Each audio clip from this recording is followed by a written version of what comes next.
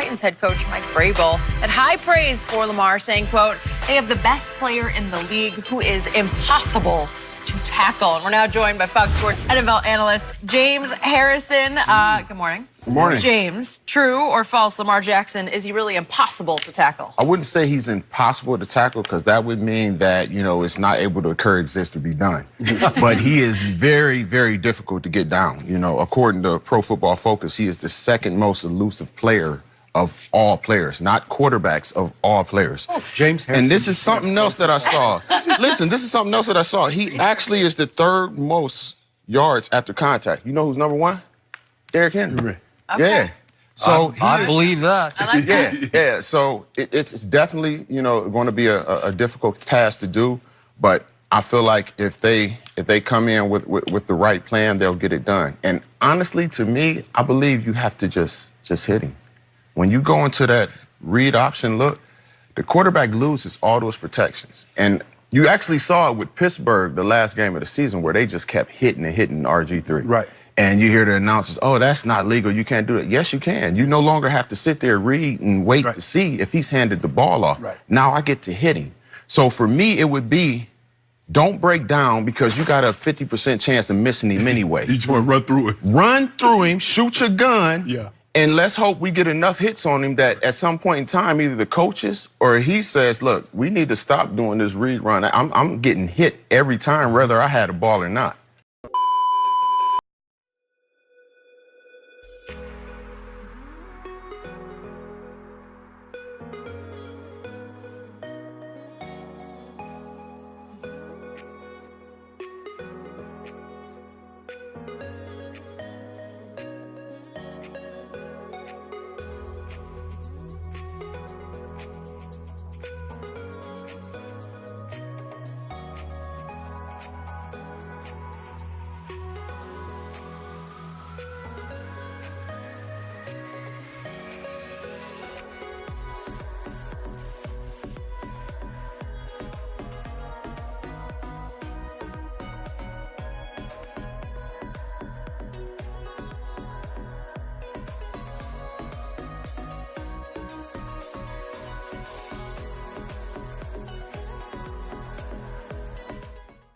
Okay, so your mindset going into a playoff game against this guy is, I'm going to hit him with all I got, every chance I got. I'm going to, as soon as I see read, I have whoever is on the right or the left, whichever way he goes, that guy, your job is to hit him no matter what.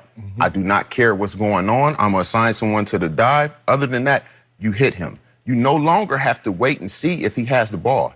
He could be 2-3 steps away and you still get to hit him. That's like the fullback. If you fake it to the running back, he comes through the hole and he makes it 2 yards down and the linebacker smashes him and he doesn't have the ball, it's no penalty. He gets that same treatment now. Okay, and what if he play fakes and drops back to pass? What's your mindset now as a passer? Keep going. You're already in. Keep going. Okay, and what if he gets outside you?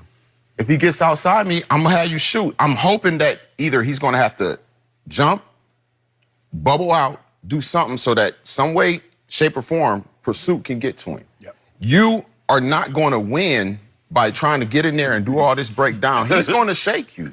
Shoot your gun. If you miss, right, at least you get him to pause, jump, move, slide, do something that gives my players that's pursuing enough time to try and get there. Yeah, now you might be shooting your gun and wind up with 2 handfuls of grass every time, right? Hey, it's possible, but I done see people not shoot their gun and end up with handfuls of air. That is true. That might be worse. He's not impossible, but he's very difficult to get on the ground. You just got to rally guys to the ball. You try to keep him out of the middle of the field. You let him in the middle of the field, you got no chance.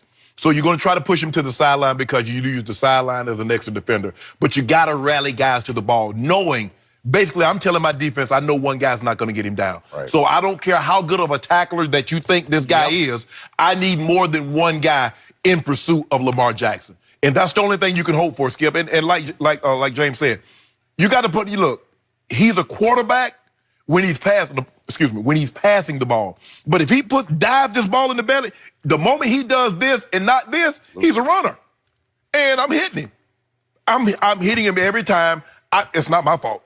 That's y'all offense. that you chose to do this. That's true. So you got to punish him. You got to try to deter. But now they're too far in. Now you're not going to deter them now. They're too far in, Skip. But that's the only way you can do it. You got to punish the quarterback and and try to those hits hopefully accumulate over the course of the game. You don't do it cheap. You understand that at that point in time, Skip, he's a running back. He's a running back. As long as he's not in a passing position, he's a running back. And that's just have to do. You have to get your angles. You got to be pinpoint, Skip. And when you play a team like this, you must do your responsibility. Don't try to be no hero now. Well, I'm going to play both of them. I'm going to get this dive, and I'm going to get the ball. I'm going to get both. Because if you let this guy outside, he jumps out the window, he's gone. He's going to get 10, 15 yards before your guys can realize what's going on. Play your responsibility. You must be very sound when dealing with a guy like this. I want to be very clear. Neither of you are advocating hurting him. I'm knocking on wood. No. I think a Greg Williams, not the Greg Williams, but there will be defensive coordinators who say, we just got to knock him out of the game. But you're advocating just wearing him out, just punishing him. I'm going to hit you enough to where, that thigh will start getting sore. Okay, I got you. So my take on this is the old cliche way to stop the quote-unquote running quarterback is you just hem him in the pocket. You just make him beat you with his arm. Right. The problem with this quote-unquote running quarterback is he can kill you with his arm. He is deadly accurate. He did lead the league in touchdown passes. That is correct. With a quick release and an even quicker mind to me, because he speed reads like crazy. Every decision I've seen him make, almost there have been maybe a couple, but he makes deadly accurate decisions with where to go with the football like that. Right. And when he's that quick with the ball and he's making such good decisions, then the idea of let's just keep him in the pocket doesn't work anymore. Right. And if he does get a little outside the pocket, your problem becomes, again, I've called him all year until I saw Derrick Henry Saturday night. I say he's the best running back in football. But the problem with this running back is he can also throw the football. So if he's on the move and you're trying to, as you say, break down where you're done. If you break down, but you have to break down at some point because he can still throw the football, right? So you're kind of waiting, is he going to throw it or is he going to just run past me? And if you have any split second indecision, he's going to be past you. I'm taking that away from you. I'm not giving you that option. As soon as you get the read run, the dive run read, whoever's on that side, your job is to hit. Okay, I don't care about nothing else other than you. Sometimes the read, the mesh point is so deep in the backfield, I don't think you can get there in time. The ball's going to be handed, but before you can just go smash him. You handing the, I still get to hit him. Okay, but you got to be careful. You're going to get a flag at some point. You still get to hit him. Okay, I'm trying to tell you that.